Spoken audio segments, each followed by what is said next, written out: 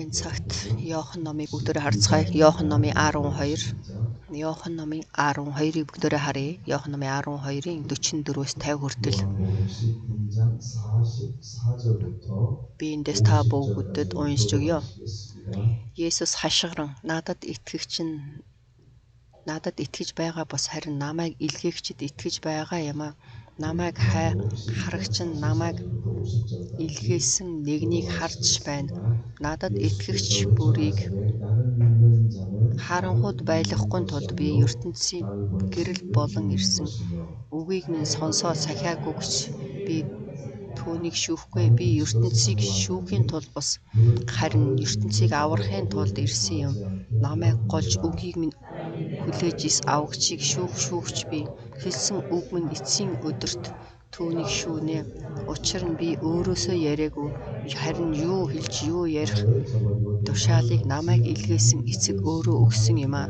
Түүний тушаал бол мөнх ам гэдгийг би мэднэ. Тиймээс ярьж байгааг минь эцэг надад хэлснээр би ярьж байна гэж айлтлаа. Амен. Иохан номын 12-ын 44-өөс 50 хүртэл уншлаа. Дахиад бүгдээр хамт уншийе. Түүний тушаал бол мөнх ам гэдгийг би мэднэ. Тиймээс ярьж байгаа минь эцэг надад хэлснээр би ярьж байна гэж айлтлаа. Амен. Өнөөдөр эзний үгийг хараад Бурхны үг сэдвтэй Бурхны үгийг дамжуулахыг хүсэж байна. Өнгөрсөн 7 хоногт үг болсон Бурхан сэдвээр ярьсан бол өнөөдөр Бурхны үг сэдвээр эзний ивэлийг та бүгдтэй хуваалцахыг хүсэж байна. Тэгэхээр энийг харах юм бол үг гэж бичсэн байгаа учраас энд бол хольж магадгүй. Тэгэхээр бид нар бол өнөөдөр бол ерөөсөө Христ итгэдэг бяцхан итгэгч нар хүртэл заавал мэдэх хэрэгтэй учраас бидний сүнсээр төрсэн хаанаас ирсэн бидний итгэлийн амьдрал тэр хоолой бид нар хаанаас авч идэх үү гэдгээ сайн мэдхийн тулд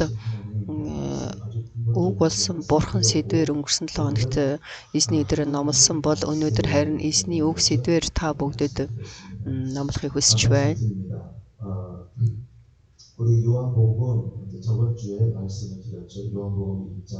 Иохан номын 1-1-ээс 3 хүртэл бүгдээрээ харъя. Эхэнд үг байсан ба үг нь Бурхантай хамт байсан агаад үг нь Бурхан байв. Тэрээр эхэнд Бурхантай хамт байсан. Бүх юм түүгээр буй болсон юмсаас түүнгүйгээр буй болсон юм гэж нэгч үгүй. Амен. Амен. Бид нар үргэлж бидний итгэлийн амьдралд Есүс Христ гэж юм бэ? Есүс бол Бурханы хүү гэдэг бол бидний бол үндсэн бол суур шүү дээ. Тэр бол Бурхан гэдгийг бид нар сурсан, мэдсэн, итгэсэн мөн найдаж байна. Амен.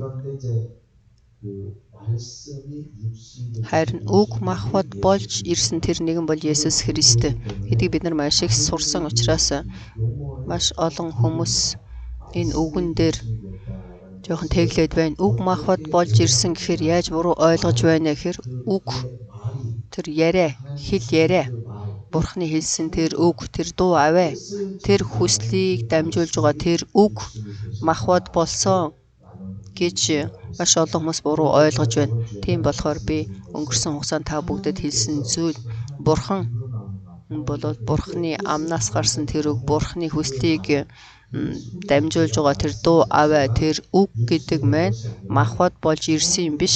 Харин анханасаа байсан тэр нэгэн бол хүч чадалтай нэгэн. Тэр бол үг ээ. Үг гэж хэлнэ гэж үгэн дээр бичсэн байна. Тэгэхээр логос грек хэлээр үгийг логос гэдэг. Тэгэхээр рема амнаас нь гарч байгаа үгийг рема гэж хэлж байна. Логос рема гэж болвол грек хэлийг харах юм бол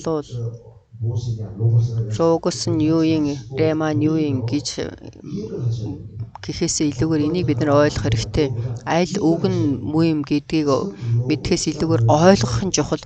Логос гэж хэлэхээр Бурхны хүслийг бол бидэнд дамжуулж байгаа тэр үг бол биш ээ.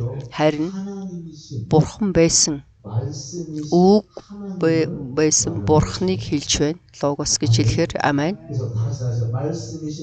Дагаад хэлнэ үү? Үг болсон бурхан. Үг болсон бурхан. Амен.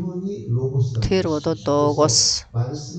Үг махбод болсон гэж хэлэхэд ямар нэгэн үг махбод болж ирсэн юм биш ээ. Харин бурхан тэр өөрөө анханасаа байсан тэр хүч чадалтай нэгэн бурхан болоод махбод болж ирсэн. Тэр түүгээр дамжуулаад бүхий л бүтээлийг бурхан бүтээсэн. Бидний болоод өнөөдрийн хүртэл мэдж байгаа зүйлийг бид нар бурхан болохоор ингэж ойлгоод байна. Бурхан болохоор үгээ хэлээл гэрэл бий болоо гэдэг дээр л анхаарлаа хандуулаад байна. Яагаад тэгэхээр бурхан тэгж хэдий хэлсэн ч гэсэн бидний гол төв нь хаана байх вэ гэхээр бурхан эхэнд ертөнцийг бүтээхдээ гэрэл бий болоо гэдэг дээр анхаарлаа хандуулах биш. Харин бидний итгэлийн амьдрал хаана байна вэ гэхээр анханасаа эхлээд үг байсан бурхантай хамт байсан тэр бурхан бөгөөд тэр бол бурхантай хамт ертөнцийг бүтээсэн. Амен. Тэр үг байсан бурхан түүгээр дамжуулаад энэ дээр хэлж байна. Түүгээр буй болсон юмсаас түүнгээр буй болсон юм гэж нэг ч үгүй. Тэр бол бүтээгч бурхан үг байсан тэр. Тэгэхээр бид нар юуг яаж сайн ойлгох ёстой вэ гэхээр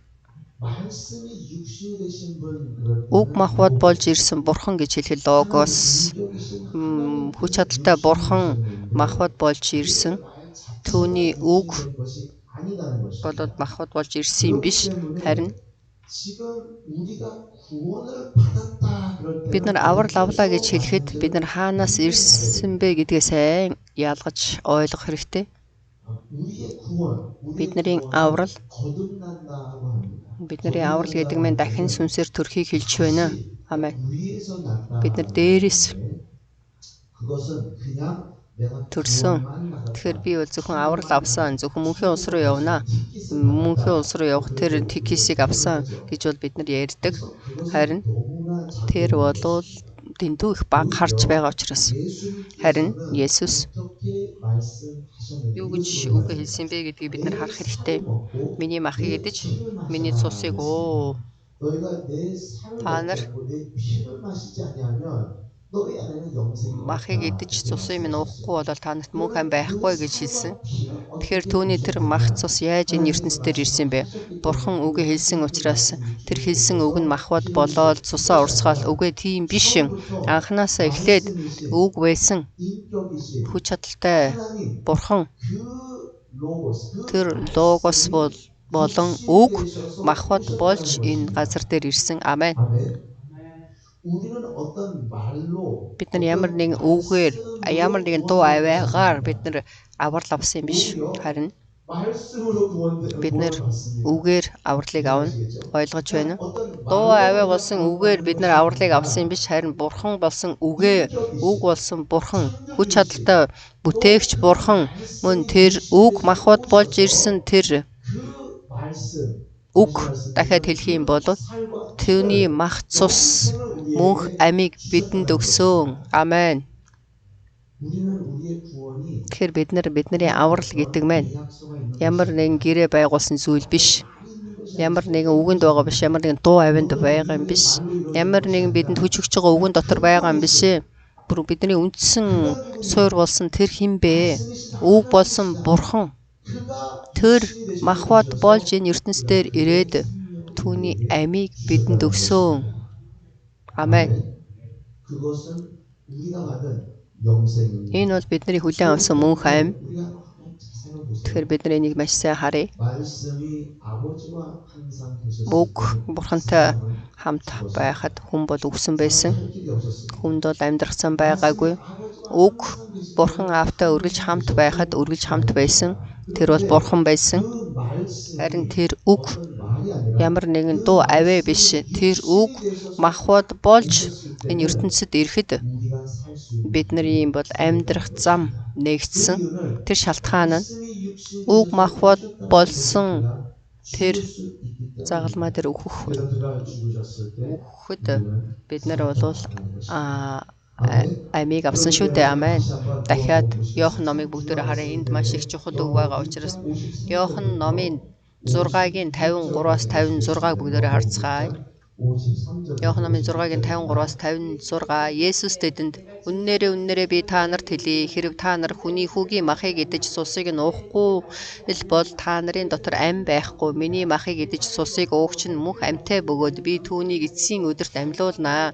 Миний мах жинхэнэ хоол, миний цус жинхэнэ ундаа мөн. Миний махыг идэж цусыг уугч нь миний дотор байж би ч түүний дотор оршин байна. Амен. Тэгэхээр энэ харилцаа гэдэг маань маш их сүнслэг, гайхамшигтай алдрын харилцаа. Эзэн миний махыг идэж миний цусыг уув. Тэгэхээр өнөөдөр бид нар ариун зоог барих өдөр байгаа. Тэгэхээр энэ хүсэл ямар утгатай хүсэл вэ гэхээр та нар надад намайг хүлээн авах хэрэгтэй. Үг болсон Бурхан буюу Есүс Христийг би хүлээн авах хэрэгтэй. Би түүний үгийг хүлээн авах биш, харин миний сүнсний мөнх ам гэдэг маань би дахин төрсөн тэр шалтгаан нь хаана байна гэдгээр ямар нэгэн дуу авинд биш, харин түүний дотор би Есүс Христийн дотор байж Есүс Христ миний дотор байсан тэр харилцааг хэлж байна. Амен. Ямар нэгэн дуу авиа намайг аварсан юм бишээ. Ямар нэг үг намайг аварсан юм бишээ. Бурхан бол тэгж хэлсэн гэсэн тэр үг намайг аварсан юм бишээ. Харин түүний мах цус би эдэн уусан. Амен. Тийм учраас бид нар аврал авсан тэр хүмүүс ямар бат итгэлтэй байх вэ гэхээр би 3 дахь өдөр орой та бүгдэд хэлсэн байгаа. Өнөөдөр миндээс жоохон хэлье. Тэгэхээр бид нар бол бүтээгдсэн сүнснүүд бишээ гэж 3 дахь өдөр бол пастор хэлсэн. Амен. Иохан номын 1-р бүлгийг бид нар харах юм бол эхэнд үг байсан бөгөөд тэр үг бүхнийг бүтээсэн. Харин тэр ирсэн. Амен. Тэр бүгдийг бүтээж тэр ирсэн. Түүний дотор бид нар орсон. Түүний үгэн дотор орсон юм биш. Түүний дотор бид нар орсон. Тийм учраас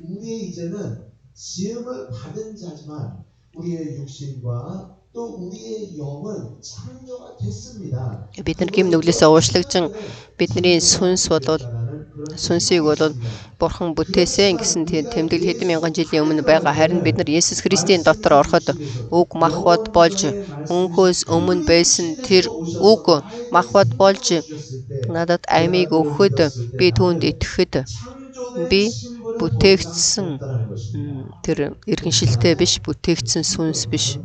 Тэгэхээр сонирн байна уу? Бүтээгдсэн сүнс биш, бүтээгдсэн сүнсийг аваагүй гэд яриад байх юм. Харин тэр бол байхгүй болно. Харин бид нар бол дахин төрсөн сүнснүүдээ. Амен. Би энийг бол үргэлж бодоод. Тэгэхээр бид нар гадна дөрхөөр харахтаа бол бүгд бүтээгдсэн шороогоор бүтээгдсэн. Харин миний сүнс ч гэсэн урд нь Адамын дотор бүтээгдсэн иргэншилтэй байсан. Харин үг махбод болж ирэхэд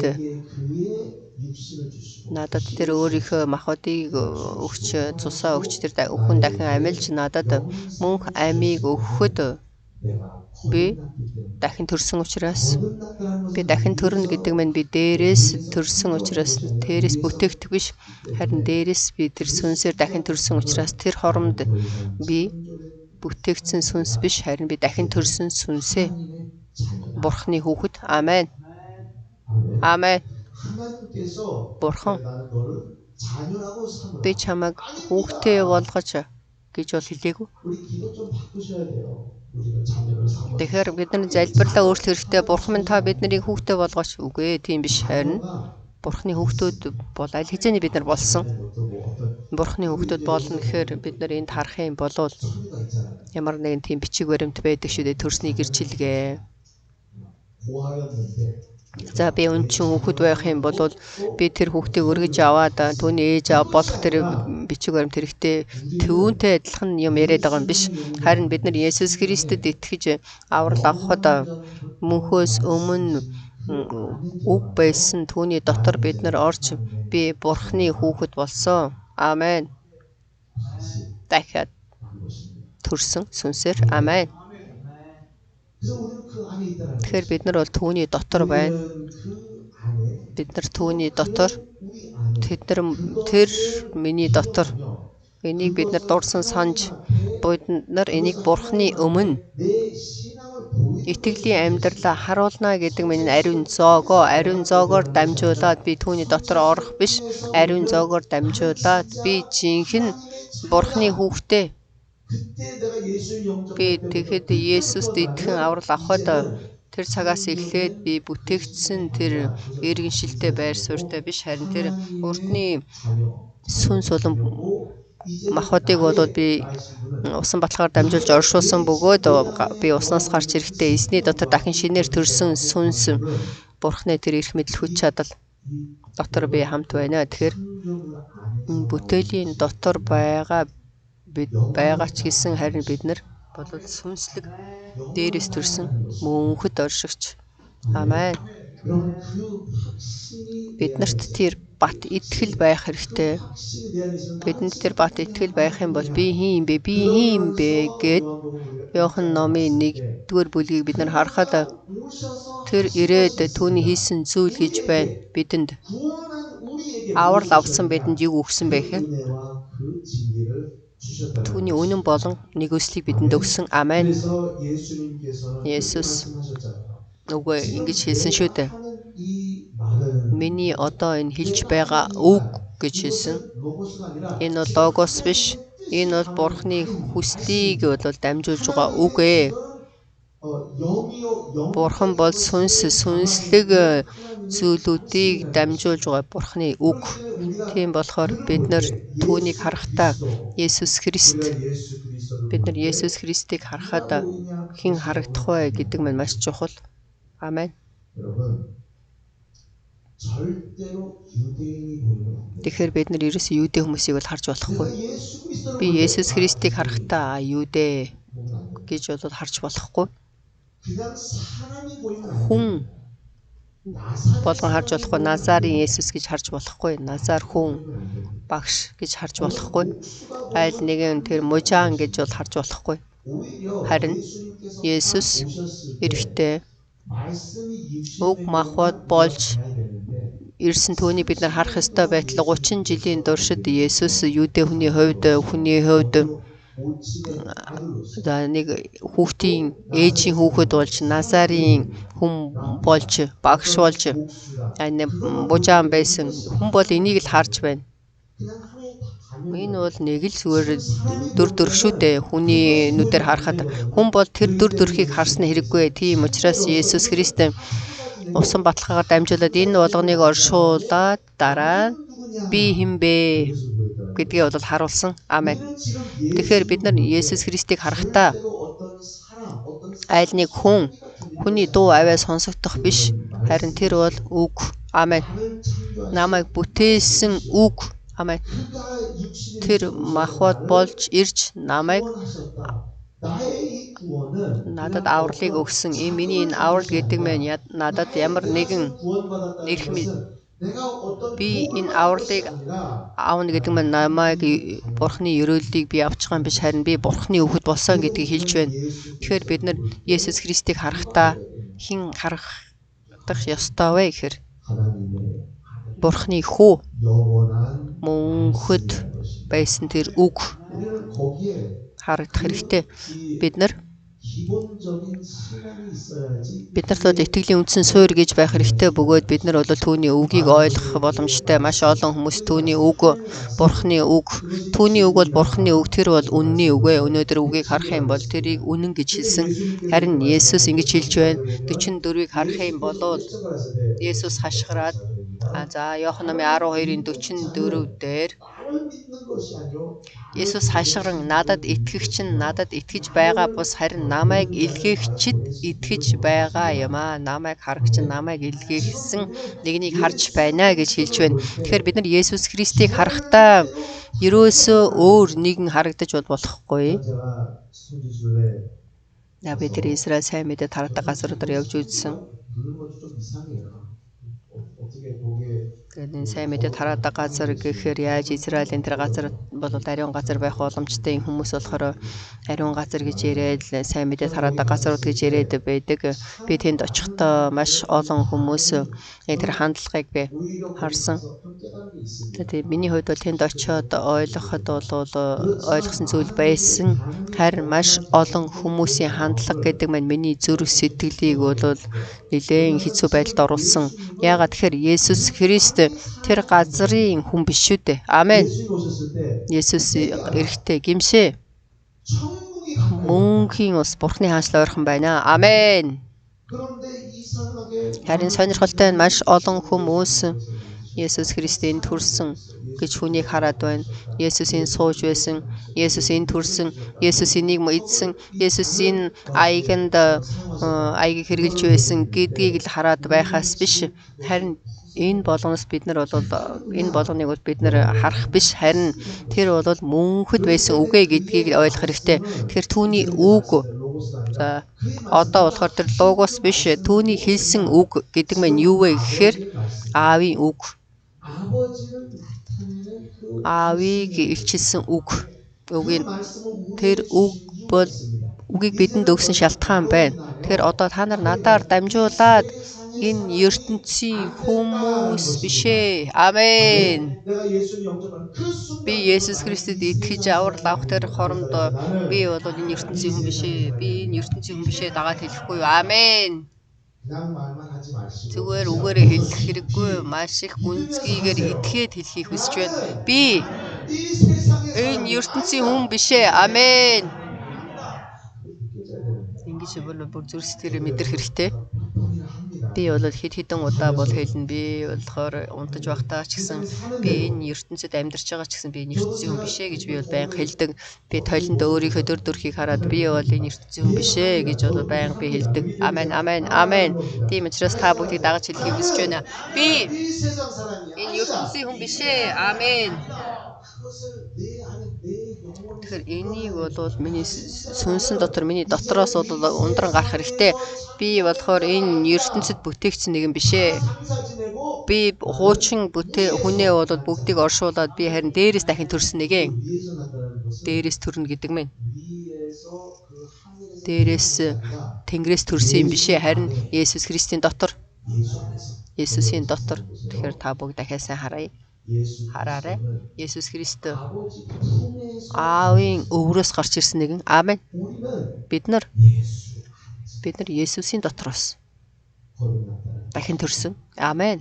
그렇기 때문에 분명히 알아야 Тэгэхээр энэ дэр маш их тодорхой байх ёстой нэг зүйл юу вэ гэхээр хичнээн бид нар адилхан дүр төрхтэй ч гэсэн Есүс ч гэсэн энэ ертөнцид байхдаа би хүнтэй адилхан дүр төрхтэй байсан ч гэсэн түүнийг түүнд бол байрж түүний үгийг сонсож тэр бол хоол идэж байсан хаашаач явсан энэ тэр зүйлийг хийж байсан ч гэсэн хичнээн би Есүстэй адилхан дүр төрхтэй ч гэсэн түүнийг шүүхгүй. Энэ бол эзний үг байсан. Би хэн бэ? Би бол үг махбат болж ирсэн нэгэн. Би бол бурхан. 우리도 그것을 알아야 Бид нар энийг сайн ойлгох хэрэгтэй. 지금 누구냐? Би хэн бэ? Би энэ ертөнцид хамаатай нэгэн биш ээ. Амен. 나는 그 안에 있다. Би түүний дотор байна. 나의 신분은 그 안에 있다. Миний иргэншил түүний дотор байна. 신분에 Түүний 정확한 иргэншил 갖는 자에게 дотор байгаа тэр хүмүүст бурхан бол үгээ өгсөн. Амен. 요한복음 8장 보시겠습니다. Иохан номын 8-ыг харъя. Иохан номын 8 бидний сайн мэддэг үг байна. Иохан номын 8-ын 31-32 өөрт нь итгэсэн юудэчүүдэд хэрвээ та нар үгэн дотор минь байвал үнэхээр миний дагалдагчд байна. Тэгээд та нар үннийг ойлгож үнэн та нарыг чөлөөлнө гэв. Амен. 지금 위에서 난 자들에게 За дээрээс төрсэн хүмүүст бурхан энэ үгийг өгч байна. 이 말씀 Энэ үг эзний өгсөн тэр үнний үг. 내가 하는 말은 Миний хэлсэн үг бол сүнс буюу ам.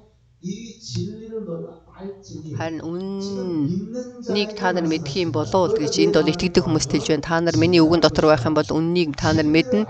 Үннийг та нар мэдэхдээ 너는 무엇이 있느냐 үннийг ойлгож үнэн та нарыг чөлөөлнө гэдгийг бол хэлж байна. 하는 것입니다. Амен. 여러분 이것은 죄에서 자유를 말하는 гэм 것은 нүглээс 아닙니다. болоо чөлөөлөгдөхийг хэлж байгаа юм бишээ гэдгийг бас сайн ойлгох хэрэгтэй. Гэм нүглээс бид нар бол аль хэзээний Есүс Христэд итгэснээрээ дахин төрснөөр 죽음에서 벗어나고 түүний бид нар үхлээс түүний бол дотор бид нар төрлөх гэм нүглээс авралыг аван чөлөөлөгдсөн, бид нар муу сүнсээс чөлөөлөгдсөн, бид нар муу сүнсэн дотор урд нь байсан болвол харин Есүс Христэд итгэснээр бид нар Бурхны хүүхдүүд болсон учраас бид нар сайн мэдээг сонссноор эзэнд итгэхэд тэр цагаас эхлээд би бол гэм нүглээс чөлөөлөгдсөн. Амен. Харин гэм нүглээс чөлөөлөгдсөн тэр хүмүүст энэ үгийг өгсөн. Үнний үгийг өгсөн. Тэр үнний үг нь намайг чөлөөлнө гэдгийг бол энэ Иохан номын 8:32 дээр хэлж байна. Хаанаас чөлөөлөх юм бэ? Энэ бол мөнхийн улсад байх боломжгүй зүйл. Бид нар мөнхийн улс руу явах юм болоод үннийг мэдэж үн та нар чөлөөлнө. Тэнд бол хамаарахгүй болж байна. Яагаад? Аль хэзээний бид нар мөнхийн улсад очсон байгаа учраас. Харин эзэн биднэрт ертөнцид байж энд дэндүү зохицолдон амьдарч байгаа энэ ертөнцийн хүмүүс энэ махбод байна. Бидний хувьд бол ёс заншил гэж байна. Өдөр болгон ертөнцийн дотор амьдарч байгаа та бид бүгдийг Бурхан сайн мэдэж байгаа учраас тэндээс бол чөлөөлөгдөх хэрэгтэй гэдгийг хэлж байна. Миний зүрх сэтгэлийг бол батж байгаа, миний зүрх сэтгэлийг эргүүлж байгаа, миний зүрх сэтгэлийг дарж байгаа тэр зүйлүүд бол байхгүй болох хэрэгтэй. Тийм учраас бид нар чөлөөтэй байх хэрэгтэй. Та нар чөлөөлөгдөх хэрэгтэй. Миний үгийг сонсох хэрэгтэй. Чөлөөлөгдөхийн тулд миний үгийг сонсоод тэр үгийг ойлгож сүнс ам болсон энэ үг энэ ертөнцид байгаа тэр бүхэл соёл энэ ертөнц намайг барьж байна. Эндээс чөлөөлөгдөх хэрэгтэй. Энэ ертөнц болон энэ ертөнцийн бүхий л зүйлс нүдийг эсвэл би бол гарах хэрэгтэй. Миний зүрх сэтгэл бол энд баригдаж байх юм бол Бурхны хүч чадал болон Бурхны тэмдэг бэлэг авьяасууд бол илчлэгдэх боломжгүй. Бурхны алдар бол энд илчлэгдэх боломжгүй. Тэгэхээр би авралыг авсан ч гэсэн Бурхны хүүхэд болсон ч гэсэн би энэ ертөнцид байгаа учраас эндээс би эрх чөлөөтэй байх хэрэгтэй. Чөлөөтэй байх хэрэгтэй. Амен. Чөлөөл. Тийм учраас итгэдэг хүмүүст Бурхан ингэж үгээ өгч байна шүү дээ. Та нар миний үг та нарын дотор та нар миний дотор байх юм бол миний дагалдагч нар байж үннийг мэдэх юм бол харин үнэн та нарыг заавал чөлөөлнө. Амен. За энэ чөлөөлөлт гэж юу вэ? Энэ ертөнцид бид нар чөлөөлөлт энэ дотор байна гэдэг нь юу гэсэн үг вэ гэхээр хэрвээ энэ ертөнцид амьдрахад маш сайхан байна. За энэ үг жоохон сонирн байж магадгүй. Энэ ертөнц улс за сайхан. За мөнхийн улс руу явахыг хүсэхгүй байна. Гэх юм бол та нарт эрх чөлөө алгаа. За энэ ертөнцид бол амьдрахад сайхан байна. Эрүүл байна. За тэгээ энд бол ертөнцид амьдрахад сайхан байна. Эзэн сүлд нэрнэ. Тэгэхээр бидний хувьд бол хичнээн дарагдсан байгаагаа мэдэхгүй байна шүү дээ. Тэгэхээр энэ чөлөөлөлт гэдэг нь ямар чөлөөлөлт вэ гэхээр энэ ертөнцид бол бид нар үнний дотор чөлөөлөгдөх хэрэгтэй бөгөөд Бурхны хаанчлалыг харах хэрэгтэй бөгөөд Бурхны хаанчлал биднэртэй илүү ойрхон байж ойртох хэрэгтэй. Ойрхон байна гэдэг нь Бурхны хаанчлал та нарын дотор байна гэж хэлсэн шүү дээ. Тэр миний дотор жинхэнэ бодиттой байх хэрэгтэй. Амен. Харин тэгж чадахгүй байгаа учраас ертөнцид бол маш их баяр хөөртэй амьдарч байна. Сүмчуулганд ирэхгүй байсан ч гэсэн зүрх сэтгэл нь өрөөсөө тэглэгдэх юм алга байна. Мөө тэгсэн чи яах вэ? Ингэсэн чи яах вэ? Мөө би ертөнцид амьдрахтаа дэндүү завгүй болохоор би явж чадахгүй очиж чадахгүй байна гэд байгаа тэр байр суурь гэдэг мэн завгүй цаггүй учраас Бурхны хүндэтгэл мөргөл өрөхгүй байна гэдгийг бол тэр хүн өөрөө бодвол андуурч байна. Би бол чөлөөтэй би хүндэтгэл мөргөл өргөсөн чи яах вэ? Өрөхгүйсэн чи яах вэ? Гэдгийг бол дэндүү эрх чөлөөтэйгээр хараад байна. Энэ бол эрх чөлөө биш ээ. Энэ бол боол болчиход байна. Тэгэхээр бидний энэ чөлөөлөлт гэдэг нь ямар чөлөөлөлт вэ гэхээр Бурхны улсыг мэдэж Бурхны хаанчлалтай хамаатай Бурхны хаанчлал бид нар дээр ирж тэр улсын Бурхны хаанчлалын талаар итгэл болон үйлчлэл бэлхам дүүрхэд Эзэнд бүрэн төгс үйлчлэхэд бүрэн төгс эзэнд дуулууртай байж байнга хүндэтгэл мөргөл өргөхөд жинхэнэ тэр цаг үед л ирэх чөлөө байна. Зарим хүмүүс ингэж яриад байдаг. Пастораа би бол мөнгө ихтэй байж л бурхны ажлыг хийх боломжтой гэж шилж байгаа тэр шалтгаан нь бол аль хэзээ дарагдсан байна. Мөнгөний тал дээр. Мөнгөний боол болцсон байна. Тэгэхээр бид нар энэ ертөнцид амьдарч байхад мэдээж биднэрт мөнгө хэрэгтэй, маш их хэрэгтэй, үнэн. Тэгтэл миний зүрх сэтгэл дотор би мөнгө ихтэй байж аз жаргалтай байж бурхны ажлыг хийх боломжтой гэсэн тийм суур үндэс байх юм бол тэр хүн үннийг мэдэхгүй байгаа учраас үннээр дамжуулаад түүний ам сүнс өөрчлөгдөн эрх мэдэлтэй нэгэн болж жинхэнэ миний залбирал, миний хүч чадал, миний доторгоо хүч чадлыг би өөрөө үзэж мэдхийсэн хүмүүс бол хизээж тэнд дарагдаж бооцдогдохгүй. Тэнд болохоор үргэлжил болцол байгаад байдаг. Цаг байх юм бол би хий, мөнгө байх юм бол би хий. Надад боломжийг өгөх юм бол би хийгээд байгаа тэр шалтгаан гэдэг маань ертөнцид бол аль хизээний татагтаад дарагдчихад байна. Тэндээс чөлөөлөлт хэрэгтэй байна. Хизээ чөлөөлөлт байх вэ гэхээр бурхны үг жинхэнэ миний дотор орж ирэх юм бол ийм боломжтой. Анания Сапфира 2 Анания Сапфира 2 бол маш их ивэлийг бурхнаас авсан шүү дээ. Ивэл нэгүслийг авахгүй байх юм бол тэд нар өөрсдийнхөө тэр бүхий л газрыг зарна бурханд өргөх юм бэ. Тэгэхээр тэд нар бурхнаас ивэл нэгүсэл авсан учраас. Тэгэхээр та нараас би асууя. Та бүгд ивэлийг маш их авсан уу? Ивэлээ болвол ивэлийг аваад 100% эзэнд хөрөнгөө болвол оруулалт хийсэн хүмүүс байхгүй шүү дээ. Бүхий л ид хөрөнгөө өргөсөн хүмүүс байхгүй шүү дээ. Хичнээн өргөсөн ч гэсэн 50-ны 1, 10-ны 1, 100-ны 1-ийг л өгчөн шүү дээ. Харин Анания Сапфира 2-ын хувьд бол ерөөсөө маш их ивэл авсан учраас бүх зүйлээ зарсан. Газараа зарсан. За энийг сайн харъя. Тэр хүмүүсийн зүрх сэтгэл ивэлийг авсан гэсэн тэднэрт бол чөлөөлөгдсөн тэр зүрх сэтгэл байхгүй байна. Тэгээ бид нар болохоор ивэл нэгүслийг авсан тэр үнэхээр бие махбодоор үзсэн тэр биднэрт бол зүйлүүд байгаа шүү дээ. Тэн дээр баяр хөөртэй байдаг.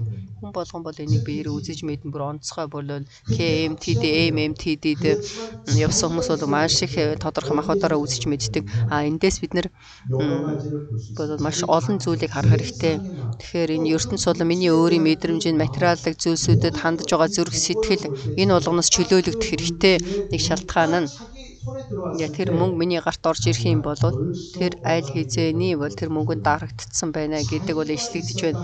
Чөлөөтэй байх юм бол амен гэж явах ёстой байтал харамсагч зүйл байхгүй. Баяр хөөртэйгээр амен. Тэгэхээр та бид бүгд энийг бол баяр хөөртэйгээр сонсон болон сорилтонд орж байгаа тэр сорилтонд ороод сонсож байгаа хоёр бол шал их ялгаатай. Яагаад гэхээр энд бол чөлөөлсөн эрх чөлөө алга байна.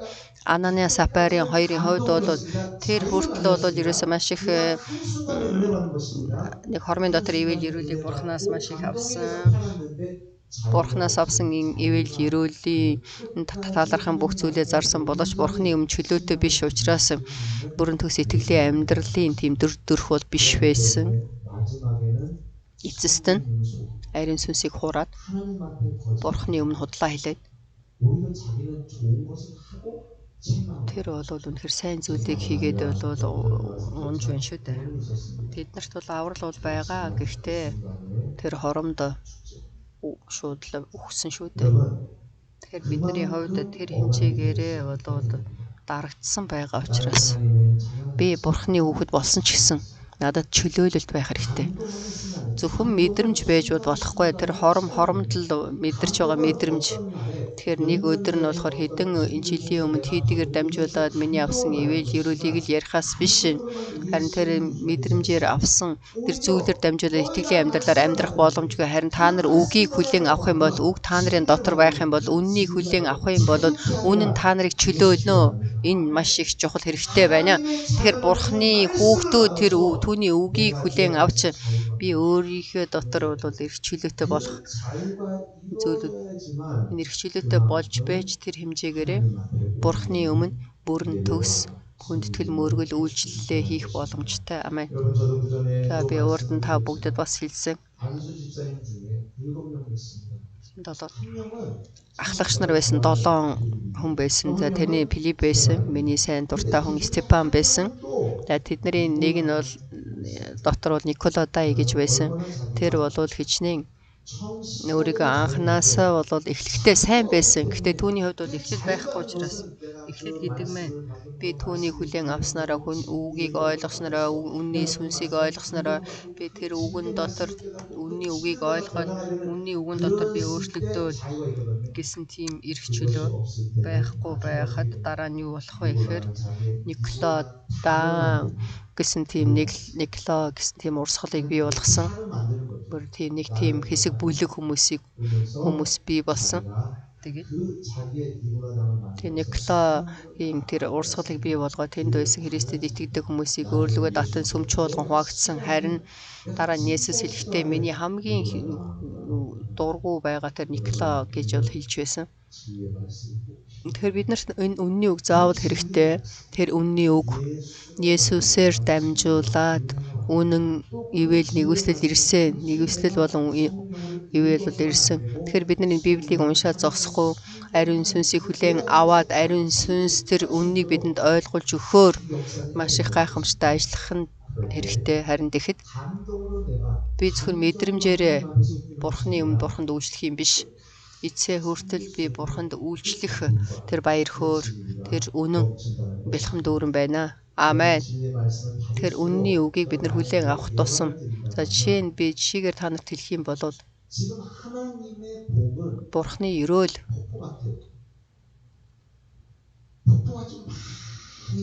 ерөөсөө гинт хүчтэй давлгаа шиг бэлхэм дүүрнэ. Харин тэрийг хэн хүлээн авах боломжтой вэ гэхээр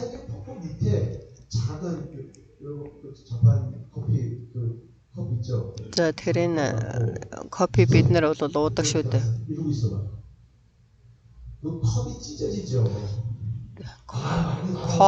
Коп болохоор бид нар аягаар тэр кофег тосч уудаг шиг тэр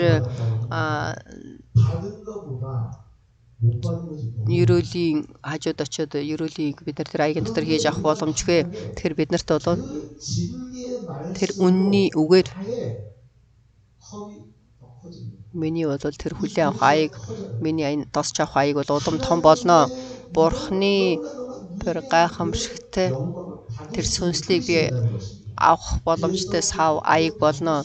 Тэгэхээр бид нар тэр ерөөлийг хүлээж авах хэмжээгээр тэр сувг байх хэрэгтэй. Би бол аяг биш тэрийг бол хүлээж авах тэр сувг болох юм бол аяг биш харин сувг болох юм бол харин Бурхан гайхамшигтайгаар ажиллана. Амен. Тэр маш олон хүмүүс бүгд тэр ерөөлийн дор зогсож байна. Харин Бурхан бол тэнд өгөхийг хүсэж байна. Яаж? Бурхан бол нэгүслэл ивэл Бурхан бол гэрэл.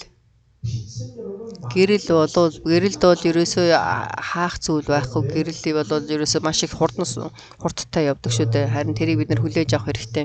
Би Бурханы хүүхэд боллоо гэдээ энийг хүлээн авч байгаа юм биш. Харин бид нар энийг хүлээн авах тэр аяг, сав, хүлээн авах мэдрэл, хүлээн авах итгэлтэй байх хэрэгтэй. Тийм учраас миний үг та нарын дотор байгаа тэр үнний үгийг ойлго. Тэр үнний үгээр дотор үнний үгийг хүлээн авсан аяг болох юм бол бид нар өшөө илүү эзнес олон зүйлийг хүлээн авах сувг болно. Тэгэхээр бид нар үнний үгээр дамжуулаад энэ ертөнцийг бид нар ертөнцөөс гарах хэрэгтэй. ертөнцийн арга барилаас бид нар гарах хэрэгтэй. ертөнцийн бодлуудыг бид нар орхих хэрэгтэй. Би Бурхны хаанчлал бидний дотор байх хэмжээгээр биднэрт эрх чөлөө байх хэрэгтэй. Амен.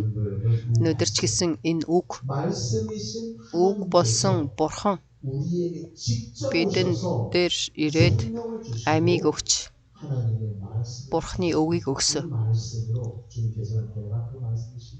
Тэр үгээр эзэн шүү. Тэр үгээр би та нар шүү. Би тэр үгээр та нар дээр ажиллана. Та нар ямар хүн болохыг хүсэж байна. Тэр Имануэль чуулган болоод ерөөсөө маш их агуу хүчтэй далаанд болохыг хүсэж байна. Хичнээн усыг бол аваач ассан ч гэсэн даалаа бол бялхан дөрөв тальдгүй шиг бид нар тэр совг болохыг хүсэж байна. Имануэль үгийг хүлээн авсан Имануэль чуулган байхыг Иесусийн нэрээр өрөөж байна. Бурхан эзэн минь танд талархаж